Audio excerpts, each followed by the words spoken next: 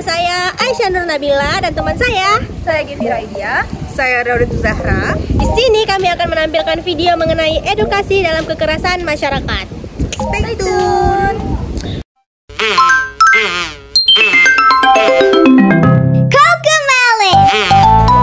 Halo Zar, gimana? Dia tidak ketemu kok.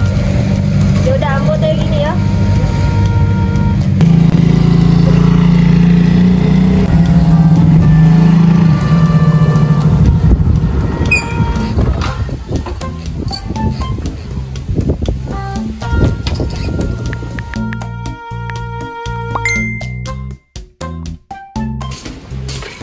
Oh Izan,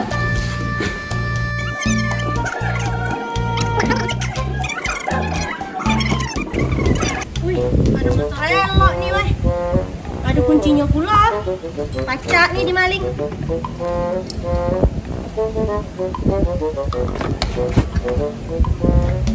lapar gak sih? Ayo lapar juga lah. Boleh jajan? Lah, kenapa? Wah.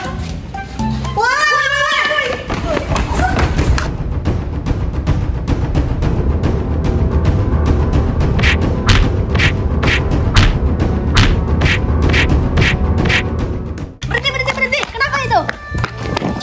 Ini maling, Pak. Kamu kena maling motor ambo, Pak. Bukan. Kalian ini tidak boleh main hakim sendiri. Kalau memang ada maling, itu dia harus dilaporkan ke pihak yang berwajib. Tidak boleh dipukul-pukul sendiri. Kasihan orang ini manusia. Ya, tapi kan gak bisa gitu dong, Pak. Tidak jarang, kasus seperti ini berakhir dengan aksi main hakim sendiri. Maling ditangkap, lalu dipukuli, bahkan tak sedikit yang meninggal karena dikeroyok oleh massa. Apakah ini bentuk keadilan? Atau justru bentuk dari kekerasan? Dalam negara hukum seperti di Indonesia, setiap orang berhak atas perlindungan hukum dan proses peradilan yang adil, termasuk seorang maling sekalipun. Menghakimi orang tanpa proses hukum adalah pelanggaran terhadap hukum dan nilai kemanusiaan. Tindakan kekerasan seperti ini bisa membawa dampak yang buruk, di antaranya menumbuhkan budaya kekerasan, meningkatkan trauma sosial, mengabaikan hak asasi manusia, dan menciptakan rasa tidak aman di tengah masyarakat. Lalu, bagaimana solusinya? Nah, solusinya yang pertama, tangkap. Tapi, jangan disakiti. Serahkan pelaku pada pihak yang berwenang. Yang kedua, jangan terprovokasi. Kendalikan emosi dan ajak warga lain untuk bersikap tenang. 3. Percayakan proses hukum. Negara memiliki sistem peradilan untuk menyelesaikan kejahatan secara adil. Nah, jadi ingat, keadilan tidak bisa ditegakkan dengan kekerasan.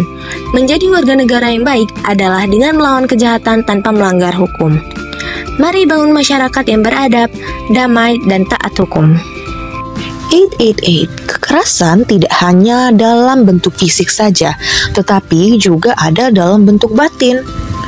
Kekerasan seringkali dipahami sebagai tindakan yang melibatkan kontak fisik seperti memukul, menendang, atau mencederai tubuh seseorang. Namun, kekerasan tidak selalu bersifat fisik. Ada bentuk kekerasan lain yang lebih halus tapi dampaknya juga sangat besar, yaitu kekerasan batin atau kekerasan psikis. Kekerasan batin adalah tindakan yang melukai perasaan, menghancurkan harga diri, dan menyebabkan tekanan emosional pada seseorang. Tindakan ini bisa berupa kata-kata, sikap, atau perlakuan yang menyakitkan secara psikologis. Adapun contoh dari kekerasan batin, yang pertama, menghina atau merendahkan. Misalnya, seseorang yang terus-menerus disebut bodoh, tidak berguna, atau dibandingkan secara negatif dengan orang lain. Yang kedua, mengabaikan secara emosional. Misalnya, tidak memberikan perhatian, kasih sayang, atau dukungan emosional kepada pasangan, anak, atau orang terdekat. Yang ketiga, memanipulasi atau mengontrol secara berlebihan. Misalnya, pasangan yang terus mengatur apa yang boleh dan tidak boleh dilakukan, hingga mengisolasi dari teman hingga keluarga. Selanjutnya, adapun ancaman verbal, seperti mengancam akan meninggalkan, menceraikan, atau menyakiti jika tidak mengikuti keinginannya. Selanjutnya, ada gaslighting, yaitu membuat seseorang meragukan kewarasan atau persepsi dirinya sendiri, seperti menyangkal kejadian yang sebenarnya terjadi. Nah, mengapa hal ini penting untuk kita ketahui? Karena kekerasan batin bisa meninggalkan luka yang dalam dan berkepanjangan. Orang yang mengalaminya bisa merasa tidak berharga, tertekan, cemas, bahkan mengalami trauma psikologis yang serius. Dalam beberapa kasus, luka batin bisa lebih sulit sembuh daripada luka fisik. Jadi, kekerasan bukan hanya soal fisik, tetapi juga bisa menyerang batin dan emosi seseorang. Karena itu, penting bagi kita untuk mengenali tanda-tandanya dan tidak menormalisasi perlakuan yang menyakitkan meskipun tidak meninggalkan bekas luka di tubuh.